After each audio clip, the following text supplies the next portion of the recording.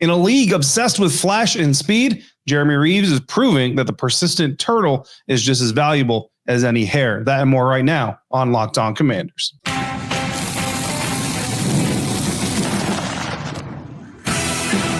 You are Locked On Commanders, your daily podcast on the Washington Commanders. Part of the Locked On Podcast Network, your team every day.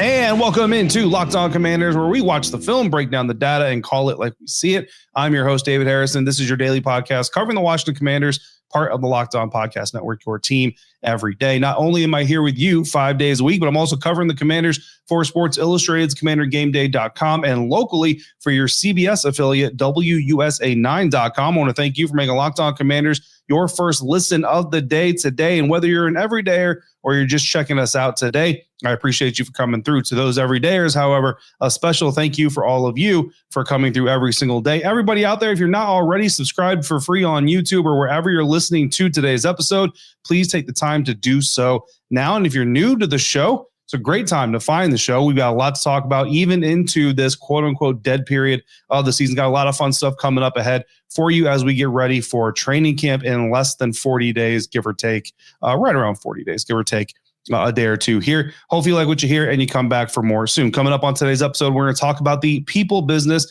and how it's leading to success in Washington, along with our top 3 performers from mandatory minicamp. And we're starting it all off with the extension for safety Jeremy Reaves, which is the move that truly defines what this new era of Washington football is all about. And all that is brought to you by Game Time. Download the Game Time app, create your account, use the promo code LOCKEDONNFL for $20 off your first purchase. If you want to understand the direction that the Commanders are taking, the direction they want to continue taking, all you have to do is look at who they are investing in. And lately, the most recent investment, soon, Terry McLaurin investment, I'm confident soon will be coming down the pipe. But right now, the most recent investment is into safety Jeremy Reaves. Safety Jeremy Reaves signing a 1-year extension last week during the mandatory minicamp week with the Washington Commander, came off or adding another year to his 2-year deal that he signed in the 2024 offseason, coming off of an ACL injury. That 1-year extension puts Reaves under contract through 2026. And of course, Jeremy is known for his special teams prowess, ability, his inspirational attitude and spirit, and how influential he is there. But he is also a safety. Quan Martin, Will Harris, now Jeremy Reaves, and Tyler Owens, all players projected to be under contract in 2026. So already the Commanders doing some good work, basically securing their safety room, making sure they have a good amount of players in that group for the futures. And of course, Jeremy Reaves, we just kind of touched on it a little bit, right? His story and his mentality is really what everybody kind of talks about, right? Undrafted free agent coming out of South Alabama, had to earn every single thing he's ever gotten in the NFL, earned a spot on the roster for playing special teams and having the ability to do that and influence the team that way. Earned a spot on this new team as well. And of course, we've got Jeremy Reaves. We spoke to him following the news that he is getting that contract extension. Got to speak to him before his own wife got to speak to him. So, just part of the business, unfortunately, for the family members there. But here is a little bit of Jeremy Reaves on what the contract means to him and how he's sharing his success with other younger players on the team. It's a blessing, man. Like, I think of, when I first got here and everything that I went through, all the tough days I went through. I got a chance to talk to, AP and DQ before practice and just tell them, like, man, it's nice to just be wanted, and feel like what I do matters, you know what I'm saying? So I'm just filled with gratitude, man. I was just talking to some of the young guys and telling them, like, if you take anything from me, just understand that the turtle does win the race. So once again, catching up with Jeremy Reaves, safety for the Washington Commanders after signing his 1-year extension, keeping him with the team through the 2026 NFL season. And I mean, perseverance, right? If there's one word you use to describe Jeremy Reaves, perseverance, whether it's resiliency, any type of synonym that you want to use, doing the right thing because it needs to be done.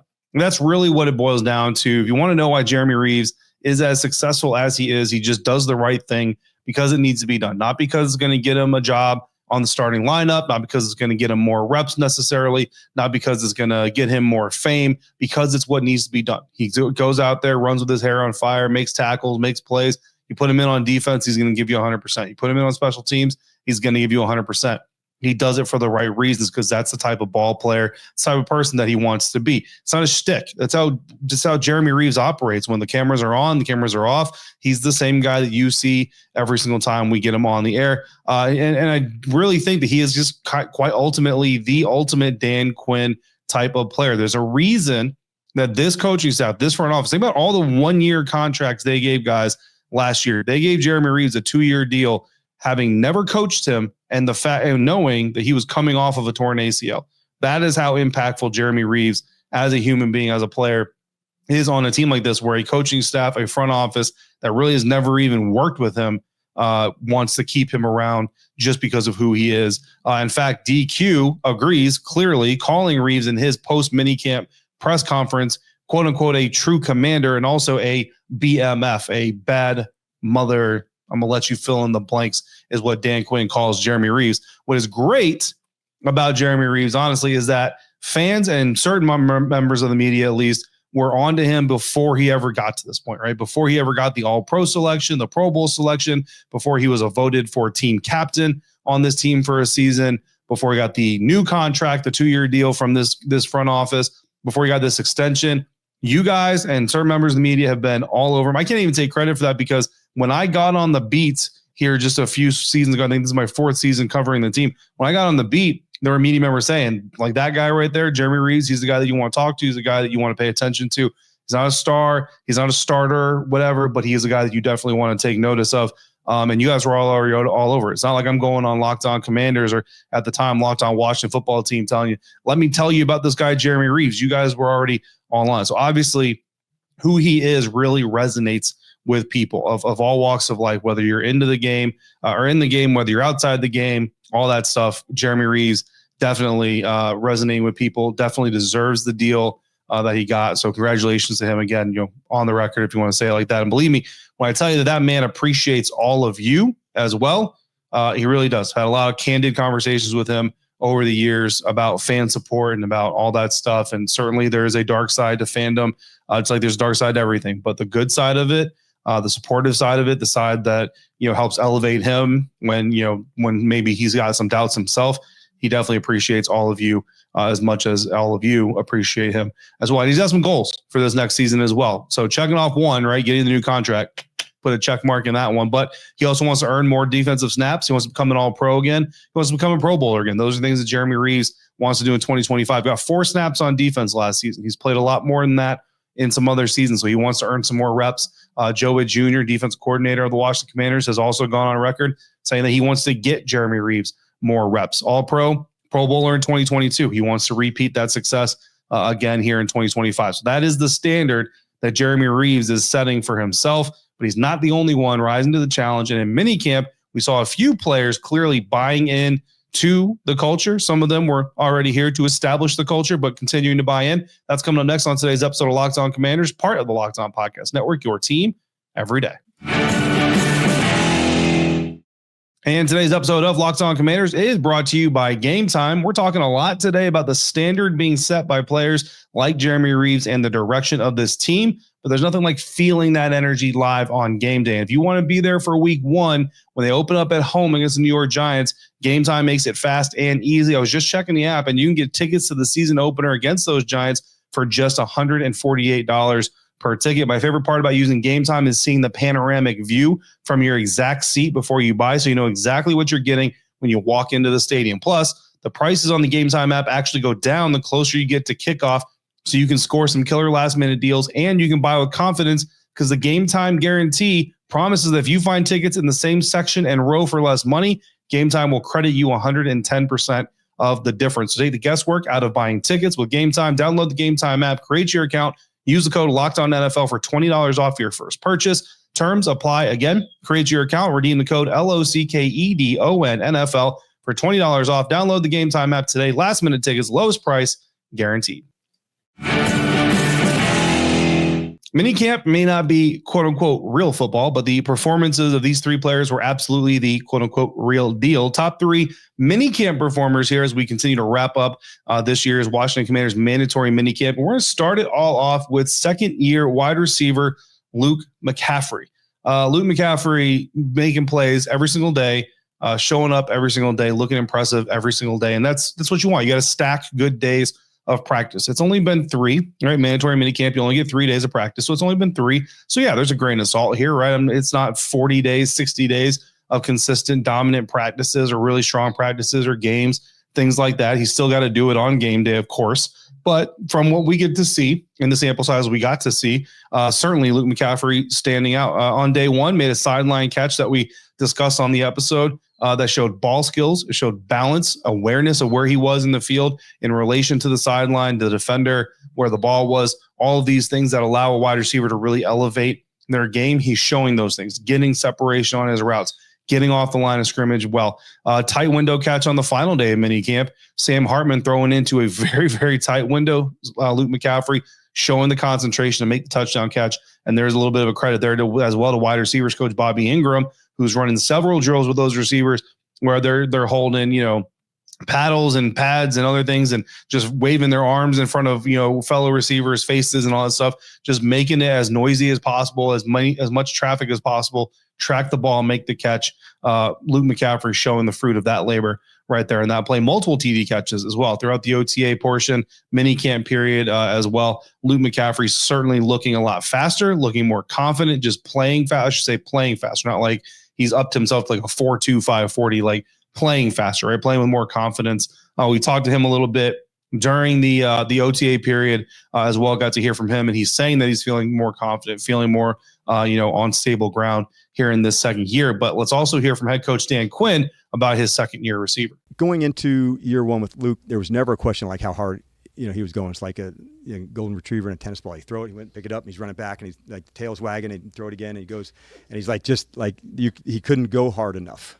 Like he was so committed to being a competitor that there was nothing like his limit of how he can go physically. It's way out there. Like he is very tough-minded. What I saw this year was like the detail and footwork of route running, and it was so evident of the work that he put in during his time away from here. And then so to see that come to life, I didn't really need to see what the competitor was. Like I already knew like this guy is an absolute dog. So then to see the technique and the footwork to go with it, that made me really smile, because if the competitor's right and you can match the skill part to it, man, you really have something.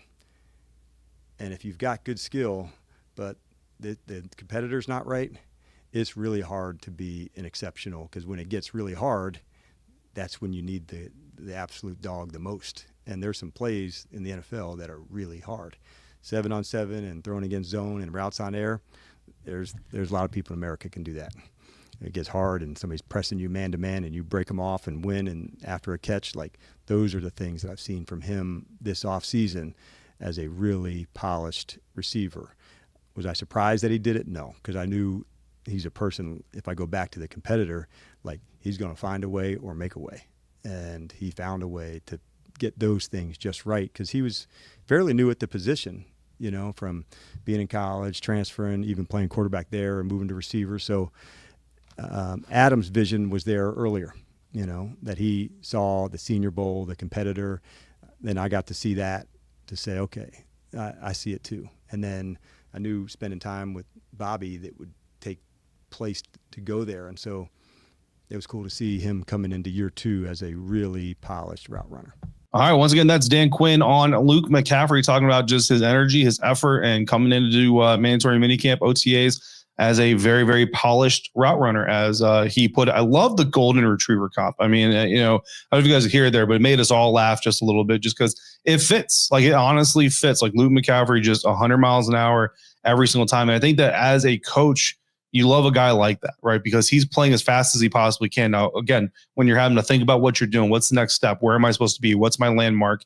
All of these things, you're naturally going to go a little bit slower, right? But your effort is fully up to speed. So as you get more comfortable with your assignments and what you're doing on the field, you just get faster naturally. And that's what we're seeing here so far here in the OTAs. And honestly, it made me think a little bit when you hear Dan Quinn talk about Adam Peters kind of seeing the vision for Luke first and all that stuff. Kind of made me think about Josh Connerly Jr. Because look, coming out of the Senior Bowl this year, not a lot of people had a lot of great things to say about Josh Connerly as far as what he did on the right side of the offensive line. When he got his right tackle reps at the Senior Bowl, a lot of people came out saying like he didn't really look all that great. But obviously, Adam Peters, the scouts that were on ground there at the Senior Bowl, they saw something about the way he competed, the way he learned, and even maybe a little bit how he grew in that short period of time out there in Mobile, Alabama, to make him there, put him that high on the board, and understanding like his late first round, early second round grade that he was getting from everybody was a projection at left tackle. But if you're going to go get him and you believe in that competitiveness, you believe in that desire to learn, that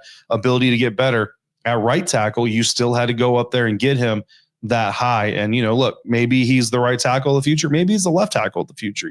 We've seen players get drafted as right tackles, and then 2 or 3 years into their career, they flip over the left side. The team brings in a new right tackle. You never know. We'll see what happens with them. But you just have to kind of feel like there's something in there that Adam Peters and the scouts probably saw, similar to what they saw in Luke McCaffrey his year at the Reese's Senior Bowl. Next standout for mandatory minicamp, Trey Amos, right? And honestly, this is a guy who is a rookie, and he's standing out for almost what he didn't do as much as other guys are standing out for what they did do.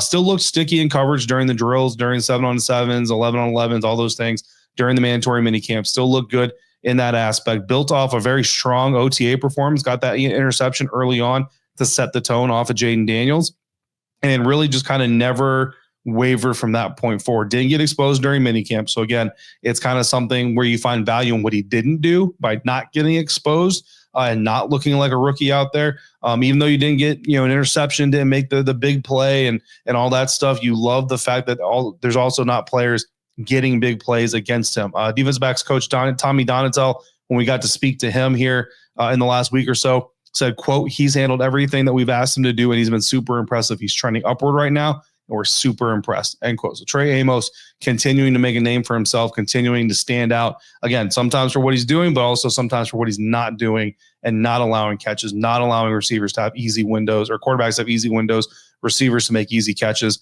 things like that. Finally, my third mandatory minicamp standout is honestly going to be a tie between Brandon Coleman and Zach Ertz. So another second-year player and a veteran, Zach Ertz. Start off with Brandon Coleman. Moved to left guard, is doing about as well as you can expect at this stage, right? No pads, no full pass rush, so it's hard to really get a full gauge. But we talked to him about his anchor. And when Brandon Coleman, we asked about his anchor, he said, quote, that's something I take pride in, is being able to anchor down, not get pushed back, especially against some of the dudes we got on this team. If you can't hold your ground, it's going to show real fast. So that's a big part of my game, end quote. Also went on to talk about some of the other players in the NFC East, your Dexter Lawrences of the world, guys like that. So really, really impressed with not just the way that Brandon's handling himself on the field, but when you talk to him. There's no booty hoo. There's no, I thought it was going to be the left tackle. I thought it was going to be the right tackle. Now they got me at guard. Like, there's none of this. It's all about the workman's mindset. How can I get better? What can I do to help this team win? And who better to kind of be that example than tight end Zach Ertz? I mean, guys, the connection between he and Jaden Daniels, it's like they never stop throwing to one another, throwing with each other.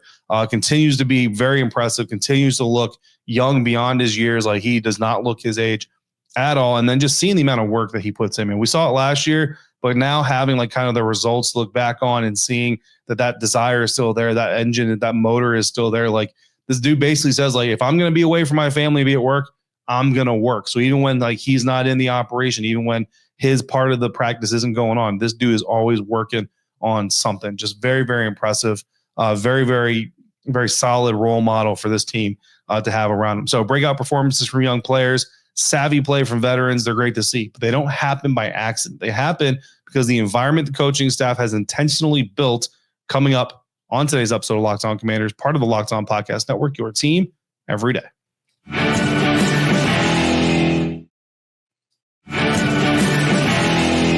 We spent a lot of time talking about the culture for the Washington Commanders, the culture that was installed last year, built, thrived, succeeded, and the culture that's continuing to live and grow here again in 2025. And it's really all rooted from where I sit on this staff, this front office, these people just kind of understanding something that a lot of NFL teams forget, that you're not just in the football business, you're in the people business. And in fact, there's a lot of people in the people business who don't quite understand that they are, and they think that they're actually in the football business. I know we've talked about a lot about culture, right?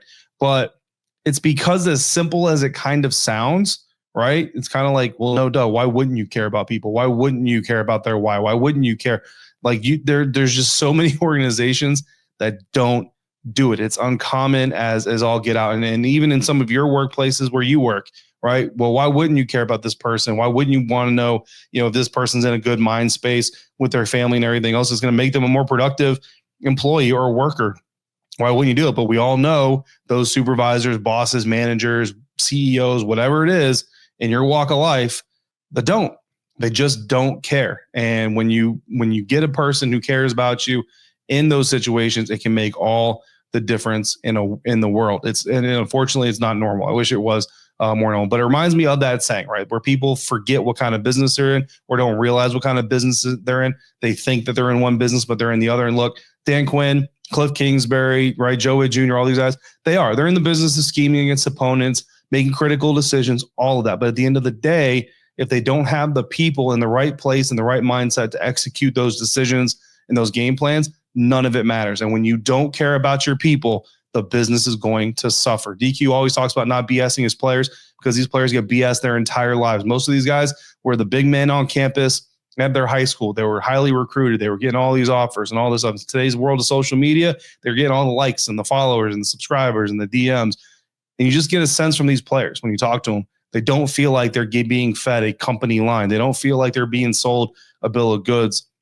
They really feel like it. So even when we ask a veteran like Laramie Tunsil, like you've been around with some multiple coaches, organizations, how does this one feel? You see that there's a little bit of a refreshness and there's a little bit of fresh approach to it. Some people, like Dante Fowler Jr., for example, they don't like the truth that they're told. They think they're more valuable. They want more money. They want more of this. They want more of that. They want more attention, accolades, credit, whatever. And the coach staff is going to give it to them honest. You know what I mean? And they don't like it and they walk away. But they're not going to walk away being told they were lied to or believing they were lied to. They might believe they're wrong, but they're not going to believe that they were lied to, right? I mentioned I walked into practice a little bit late on Friday because of some morning obligations, right? I missed stretching, nothing more than that. But because of it, I also walked in with several family members. And these families were pumped to be there. I mean, it struck me like I was walking into the stadium with some fans. Like that's how it really struck me. And it was very different than the environment I've been in the past. And you could tell in the past, it was like, okay, well, we don't get to do this that often. Like, it's take advantage of the opportunity. Now, like they had food for the families there. They had the opportunity for the kids and for the family members to get up close, you know what I mean? And like really watch practice closer than they had, been able to in the past and things like that. And they were like happy for themselves as well to be there. Like it was a place that they wanted to be, not just, oh, well, let's go and support dad or brother or uncle or cousin or whatever it is that they were doing in the past, if that makes sense. It was a little bit more self-involvement in that and self-gratification from being there. And I think that's really indicative of what, like, again, like DQ said, as the players were going to meet their families, they were also interacting with teammates. They were just kind of showing the true mark of an interwoven organization. So the players also hit the 40-day mark with several messages to carry out with them. Dan Quinn told them to, quote unquote, stay in short blocks, make the right choice. And I think that's a great piece of advice. We've all been through this phase before, this part of the offseason before. And unfortunately, a lot of times the news that comes through is usually bad news. Now, obviously, we're all hoping for the good news of Terry McLaurin's contract at any moment. But outside of that, most of the news you're going to get during this period of time is likely to be bad news. So hopefully no Commanders involved in that kind of stuff. Ken Norton, linebackers coach Ken Norton Jr., had a message for the players as well, told them essentially be ready for your time to come. You never know when that time is going to be. Ken Norton Jr. said for him, it was his 5th year. It's the year he won his first Super Bowl, all those things. Had to be ready for it. Wes Welker also addressed the team, said winning time moments hinge on what you do now. So kind of just keep that in mind. Like this 40 days isn't for you to go out there and get fat and lazy and slow. It's for you to really kind of hone in on what you're doing. Make sure you're ready for training camp when the time comes. Champions understand that the job is never done. I go back to Kobe Bryant, and granted, he wasn't leaving OTA or minicamp at the time, right? He was competing for a championship actively, but there's no reason to celebrate having a good job or good camp right now. Job's not finished, right? You feel good about it, sure, but there's nothing to celebrate. There's no reason to go out there and feel accomplished, feel like you've finished something. This is all flooring. This is all the baseline. Spend the next 40 days reinforcing that floor so you can craft some stairs to climb when July and training camp arrives. That's going to do it for today's episode of Locked On Commanders. Coming up next, we've got a mailbag episode. A little less programming this week, guys. So the players have broken, the coaches are on vacations or at home relaxing a little bit, things like that. Here at the Locked On Podcast Network, we are actually mandated, our mandate is dropped to 3 days per week. However, most of this period, I am going to stick with a 5-day-a-week program like we always do. But this week, we are going to take a trip, see some family. So because of that, we'll be looking at about 3 episodes this week. We'll see how it goes. If I can get more, I'll certainly do so, but certainly prioritizing spending time with family this week. And then next week, we do anticipate getting back to 5 episodes a week. So a little bit of a programming note there. Next, like I said, we'll have a mailbag episode. In the meantime, if you've got questions or comments, text them to me by becoming a Locked On Commanders Insider at joinsubtext.com/LockedOnCommanders. For your next listen, check out Locked On NFL Scouting with Kyle Krabs and Joe Marino. Training camps are getting close. Roster moves are going to keep coming, and they're going to help you stay informed. You can find Locked On NFL Scouting on YouTube or wherever you're listening to this podcast. Thank you, as always, for making Locked On Commanders your first listen of the day. To all the everydayers, I see you, I appreciate you, and I thank you. To everybody, until next time, be safe. Be kind to one another. We'll talk again soon right here on Locked On Commanders, part of the Locked On Podcast Network, your team every day.